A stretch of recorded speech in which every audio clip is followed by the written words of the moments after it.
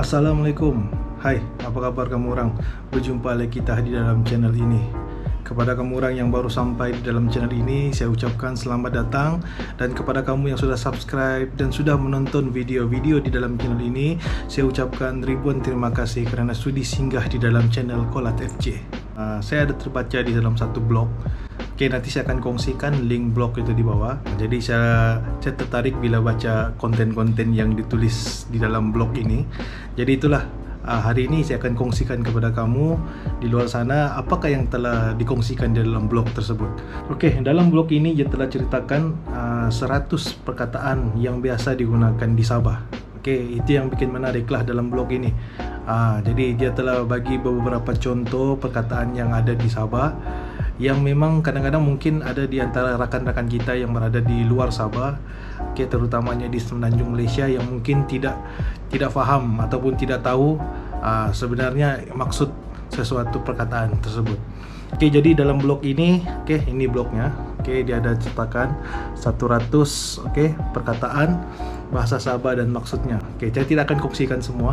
Jadi kalau kamu mau baca full, nanti kamu boleh tekan link di dalam description. Kamu baca full blognya di sanalah. Saya akan kongsikan di dalam description nanti ya. Baiklah, apa yang menarik tentang blog ini juga, setelah saya lihat, dia bukan saja berkongsi tentang bahasa yang digunakan di negeri Sabah, tetapi blog ini juga berkongsi juga tentang bahasa-bahasa negeri-negeri yang ada di Malaysia. Nanti kamu bolehlah usah orang cakapkan di dalam blog ini, kita boleh belajar sesuatu. Baiklah, saya akan kongsikan di antara 100 perkataan yang dikongsikan dalam blog ini. Kenapa saya ingin kongsikan di sini? Sebab kan kadang-kadang ada perkataan tu kita rasa macam lucu juga kan, tapi itulah bahasa ataupun orang cakap style orang Sabah kan, mau bercakap ataupun mau menyampaikan sesuatu. Baiklah, kita akan tengok satu persatu apakah perkataan itu. Macam saya cakap tadi, saya tidak akan kongsikan semuanya. Saya akan kongsikan sebahagian saja. Yang lain kamu boleh baca sendiri di dalam blog ini. Nanti saya akan sertakan link blog ini di dalam description. Saya akan rujuk daripada blog ini juga, dan saya mungkin akan bagi juga contoh ayat lah. Mana yang boleh dibuat contoh, saya akan buat contoh ayatnya, dan mungkin saya akan kamu boleh bacalah, nanti saya akan keluarkanlah perkataan itu di sini. Ayat yang pertama saya ambil daripada blog ini adalah ampai. Ampai ini bermaksud adalah kita meletak sesuatu.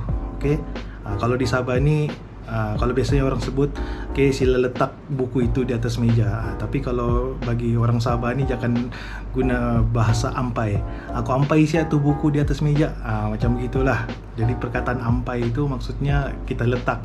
Letaklah satu barang kah. Alright. Perkataan yang kedua yang menarik di sini adalah antam. Antam ni bermaksud pukul. Kalau biasanya penggunaan biasa kita nampak, saya pukul kau ni. Tapi kalau macam di Sabah ni, jangan sebut saya antam kau. Saya antam kau tu maksudnya pukul lah. Alright. Tapi biasanya penggunaan antam ni tidak juga macam merujuk kepada pukul loh kalau di Sabah ni. Kalau di Sabah ni antam ni hantam sejalah. Maksudnya macam langgar begitu. Macam contohnya situasi itu, boleh lepaskan ya, ada roadblock di sini ya, bolehkah kita lepas ni? Mungkin perkataan yang terkeluar tu hantam saja, kita langgar saja lah, maksudnya macam begitu saja. Jadi penggunaannya ini macam boleh dipelbagaikan lagi lah. Tapi kalau maksud antam tu lebih kepada pukul lah, macam begitu. Alright. Perkataan seterusnya yang saya nampak di sini adalah buyuk. Buyuk ni lebih kepada tipu lah. Saya tipu kau kan kalau begitu. Tapi kalau di Sabah ni, buyuk kau ni, maksudnya buyuk tu tipu lah. Kau ni tipu lah, macam begitu lebih kurang.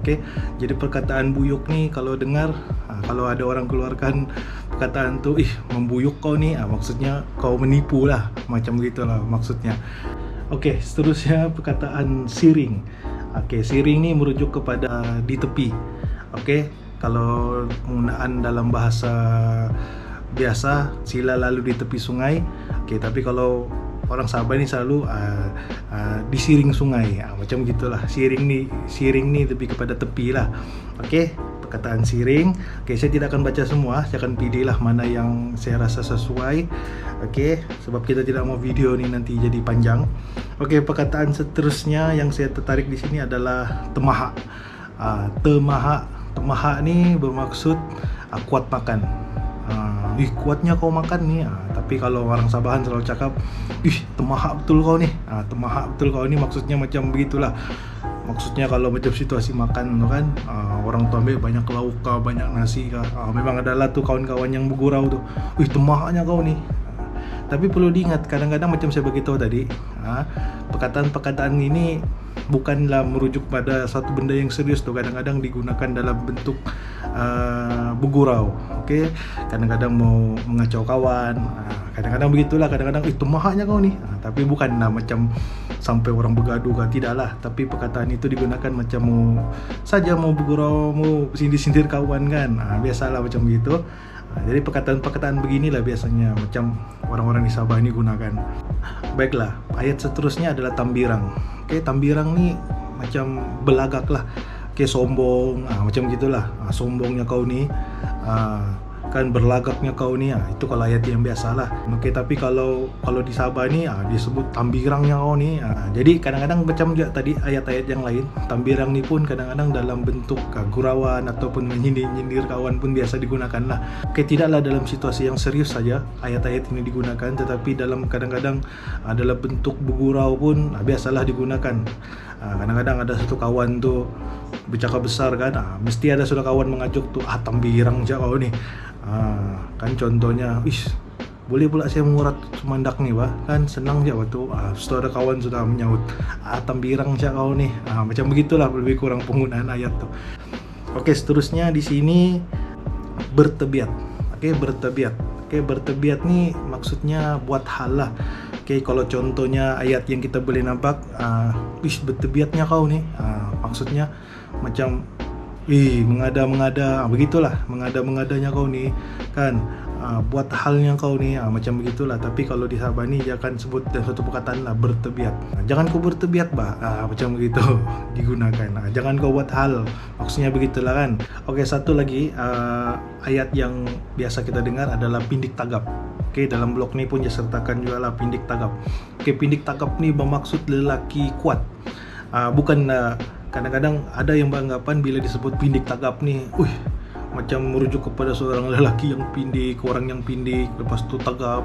Tidak, tapi di sini maksudnya adalah lelaki yang kuat. Jadi itulah biasanya kalau kita dengarkan, kuatnya orang Sabah ni pindik tagap.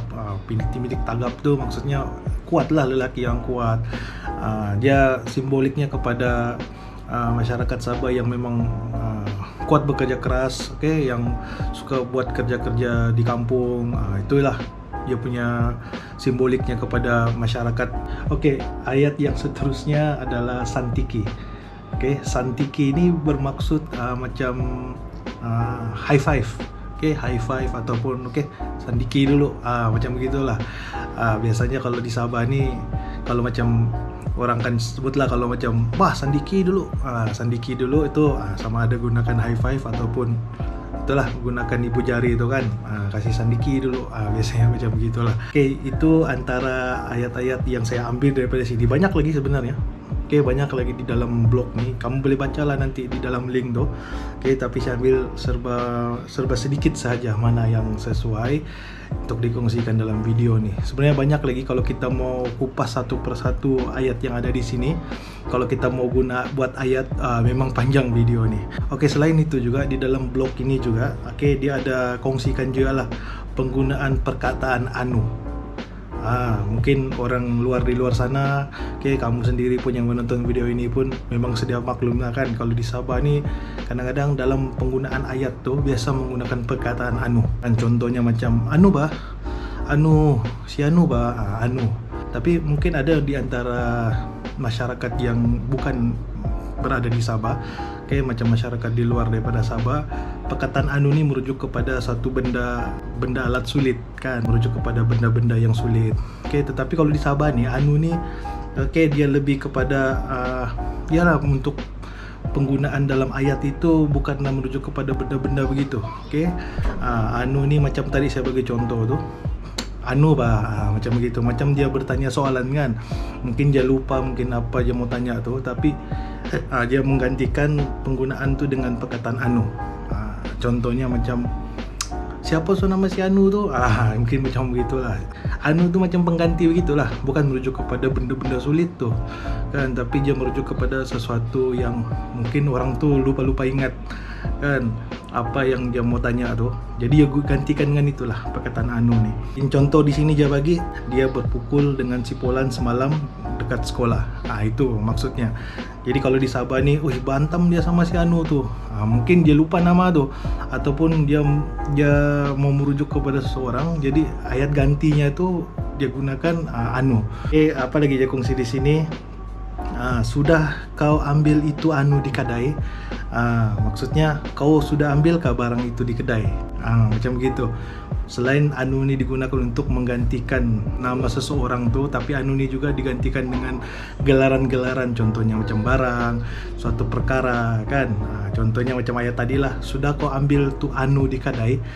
Bukan ambil alat sulit tu di kedai, tapi maksudnya sudah kau ambil barang tu di kedai. Biasanya penggunaan anu ni kalau di Sabah ni macam biasalah kan, kalau orang-orang tua pun kadang-kadang suruh anaknya pergi kedai pun, jangan kau lupa anu tu di kedai, jangan kau lupa beli anu tu di kedai. Biasanya macam begitulah penggunaan anu ni. Okey, jadi dalam blog ni pun itulah saya cakap blog ni menarik, dia ada kongsikan juga penggunaan anu tu. Jadi kamu boleh bacalah nanti di dalam link yang saya sertakan. Okey, jadi macam mana? Okey, ada beberapa perkataan yang saya kongsikan. Macam saya bagi tahu tadi, kamu boleh klik link yang saya sertakan di dalam description nanti. Kamu boleh bacalah banyak contoh-contoh perkataan di sana kan. Syuk juga kita belajar ni perkataan-perkataan ni. Mungkin ada juga di kalangan orang muda di Sabah ni mungkin tidak tahu perkataan-perkataan ini kan, terutama yang mungkin tinggal di bandar kan. Sebab kadang-kadang kalau kita di kawasan kampung-kampung ni, ni perkataan yang saya kongsikan tadi ni biasa nih digunakan. Jadi mungkin bolehlah baca-baca, jadi boleh tahulah lepas ni, ini pula perkataan ni, ini pula yang kawan saya sebut ni. Jadi macam saya beritahu tadi, bukan saja digunakan dalam situasi yang serius, tapi kadang-kadang dalam ayat bergurau ataupun ayat bermain orang cakapkan, biasa digunakan perkataan ni. Jadi banyak contoh di sinilah. Ayatnya seperti buyuk kan, tipu lah kau ni. Buyuk tu maksudnya tipu. Apalagi di sini ada bidak. Bidak ni contohnya hodoh lah. Bidak betul kau ni. Bidaknya macam begitulah. Okey, jadi banyak lagi perkataan di sini, kamu boleh baca lah. Kalau satu-satu saya mau sebut, macam saya beritahu tadi, video ni akan jadi panjang. Okey, jadi coba kamu share di ruang komen apa lagi ayat-ayat Sabahan yang biasa kamu gunakan, yang biasa kamu dengar, dia yang mungkin kamu mau kongsikan. Kamu boleh type lah di dalam ruang komen di bawah. Okey, kita sama-sama berkongsi, kita sama-sama belajar lah apa ayat-ayat Sabahan yang kita biasa dengar, ataupun yang kita mungkin ramai sudah tidak gunakan, ataupun ramai sudah yang lupa tentang ayat-ayat tersebut. Boleh kongsikan di dalam ruang komen ya.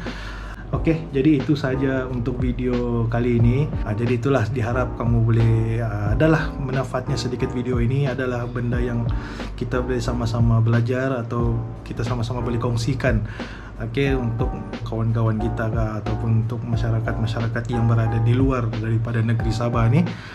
Jadi inilah biasanya orang cakap percakapan ataupun ayat-ayat yang sering digunakan di Sabah. Sebenarnya banyak lagi ya, kalau kita mau tengok di Sabah ni banyak lagi. Mungkin ayat-ayat ini mungkin digunakan kalau kita tengok dalam peta Sabah tu kan, setiap bahagian-bahagian ataupun daerah di Sabah tu ada perkataan-perkataannya lain. Okey, macam contohnya kalau di sebelah Tawau, Tawau ada lagi perkataannya. Contohnya seperti kompek kan. Kompek tu merujuk kepada plastik lah kalau di Tawau. Lalu macam di Sendakan ada lagi perkataan bahai, plastik bag juga.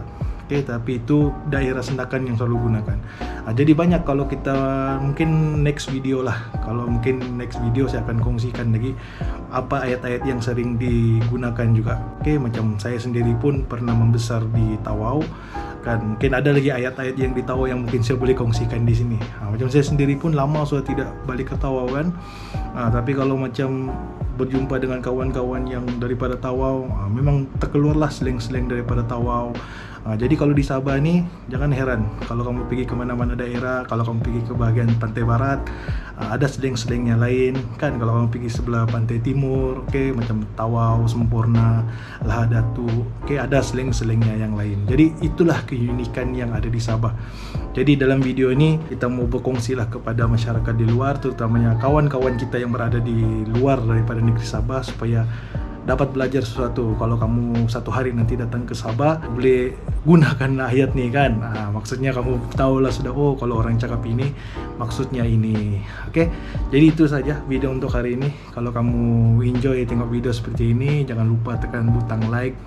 Oke, jangan lupa tinggalkan komen. Itu saja daripada saya. Kita jumpa lagi di dalam next video. Assalamualaikum.